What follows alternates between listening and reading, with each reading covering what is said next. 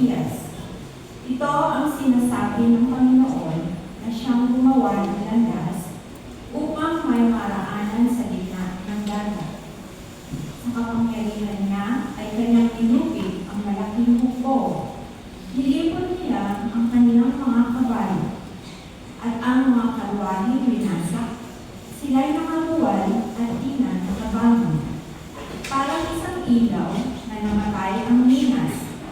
Ito ang sabi niya.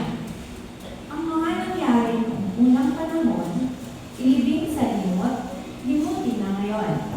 Narito at masdan, ang nagawa ko'y isang bagong bagay na hanggang sa ngayon, di mo namamasdan. Ako'y magbubukas ng isang landasin sa gitna ng ilang, maging ang disyerto ay patutubigan. Ako'y igagalang iyong mga hayop na pamamaila, gaya ng avestus at ng asong bugat.